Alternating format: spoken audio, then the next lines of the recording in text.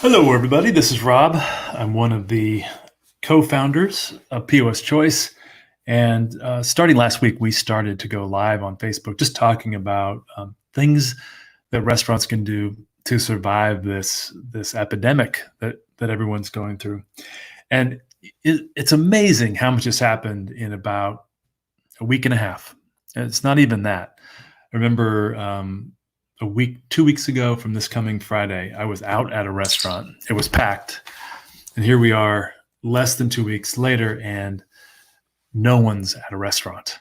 But the good news is that they are allowing delivery and curbside pickup, and there's still restaurants that are operating and bringing in revenue with those things. Probably not as much as they were when times were normal, but something is better than nothing. And that leads me to where we're going to start with a couple quotes from Bo Peabody, who that's misspelled. It's the seated app, not the steated app. And this is what he says. And I think we're really witnessing this in our world today. The first quote is, "At the end of the day, no matter what type of restaurant you run, in a time of crisis, it becomes a neighborhood restaurant. It becomes a community place. Restaurants are such a vital threads in our social fabric. They're one of the last places we gather." So what I've seen here in Atlanta is that there is that deep sense of community with restaurants. Not everybody, but a lot of people have a tendency to navigate or gravitate is the word, to one or two restaurants. They know the wait staff, they know the chef, and they want to support those restaurants. And so we've been doing that here, going to restaurants that we value and we know that are open, and we've been going out of our way to order from them. And I know that there's a lot of people in your community that feel the same way. So if you're not aggressively asking for help and orders and advertising your curbside pickup and everything that you're doing, you're kind of missing out. And that's what this is about. Today, we're going to talk about 4 things you can do to get more online orders, more phone calls, more curbside pickups, and whatever else you're doing. I know restaurants here, some of them have turned into stores for the local farmers that they buy from. Others are focusing on selling wine and beer, because in Georgia, for the next, 2 months, I think it is, restaurants can offer curbside pickup for wine and beer. Let me continue with this Bo Peabody. Says, "We're constantly trying to help operators to get people to order delivery less and come into the restaurants more. But in this time of crisis, any business is good business." And that's kind of where we're at here. Yes, you can't have people come in, but if you're still open and you're still operating, there are things you can do to increase your sales. And when I look around, because I am thinking about this all the time, I see restaurants are not doing everything they can. And I'm sure when you're under stress and you're dealing with unemployment and you're dealing with letting people go and you're dealing with negotiating leases, and just, I can't imagine the immense pressure that restaurant owners and managers are under in this season. But that gives me the reason as to why restaurants aren't really marketing themselves very aggressively when they are still operating. So here's 4 things that you can do. And you know what? These things are obvious, but I'll tell you, not everyone's doing it. I've been getting these from Recess, which is a local restaurant. I don't know if they're 100% vegan, but they're probably vegan and vegetarian. Every single day, I get an email from them at the same time. And it may be 2 emails a day, but at least 1 a day.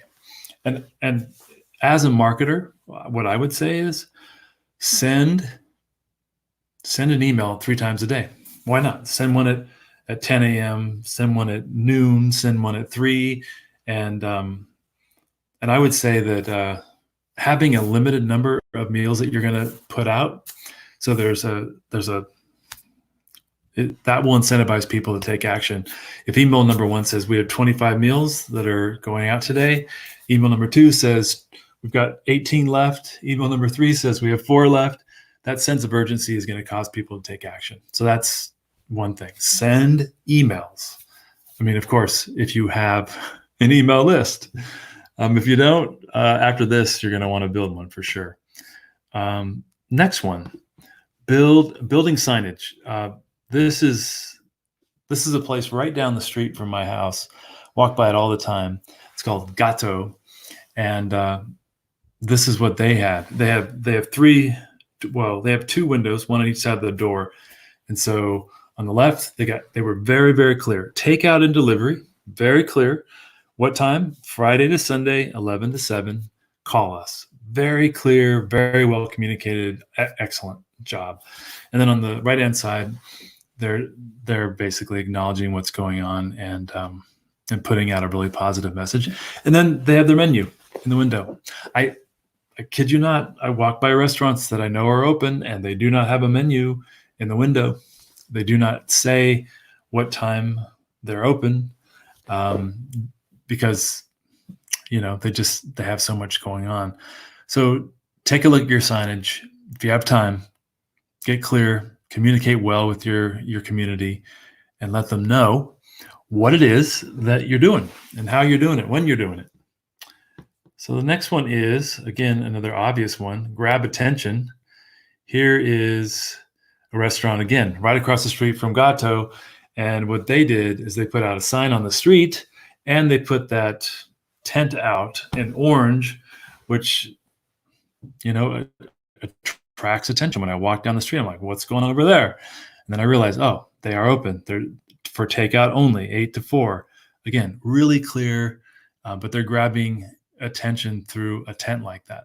I don't know if this would help your restaurant, but this is definitely something you could do to increase sales. All these little tiny things that we're talking about, email and building signage, and then putting something out on the street, they can add up for you, for sure. Then we've got this one. Now, this is probably the biggest one. I put post on social media at least 3 times a day. I went through, I don't know, my favorite 20 restaurants on Instagram just before I made this. And most of them are doing one post every 3 to 4 days. I mean, one post for every 3 to 4 days. And look at this is what's interesting about this. So this is 8Arm. 8Arm is putting out their menu, which I think is a great thing to do. Put a picture of your menu. That's not what I want to do. But look at this, 139 likes. And even 8Arm here in Atlanta is only posting maybe once a day. Here's another great restaurant in Atlanta, Empire State South. I brought this out because their posting is pretty much, we're not open today. But I did like this mystery wine party box, 6 bottles of wine, $225.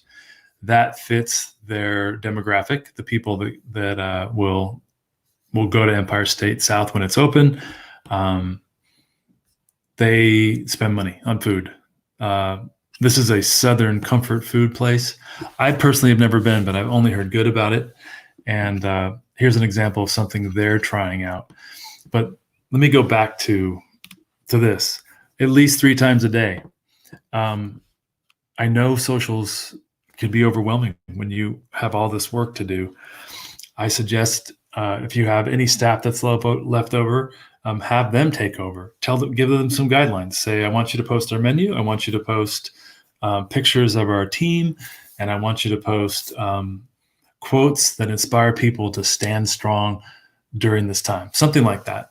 And if it's not one person, maybe it's 2 or 3. That's how you get 3 posts a day.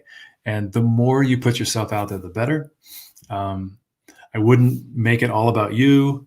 I definitely would highlight things that are going on in your community.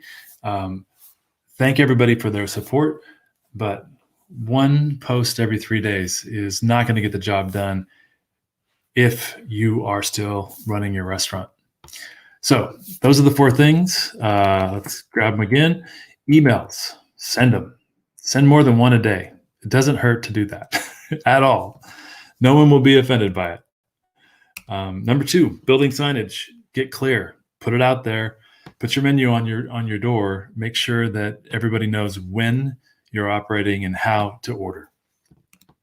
Grab attention. Yep, grab attention with tents, with signs, with whatever, balloons. I don't care. Whatever it is, grab attention so that when people are driving by, they know that you're still operating. It's very, very important. And then 4, post on social media at least 3 times a day. And that's Facebook, Instagram, those 2 for sure. And then the last thing I wanted to do is just share with you this. Let's see if it will. Yeah, good. It's going to take us there. This is a great resource. Not so much about marketing. I mean, sure, they have some marketing on here, but they've got some great checklists. If you do need to close, here's a checklist for you. Here's a live blog showing what's going on. Here are all the states and what they're doing. There's just a lot of good resources on here. So if you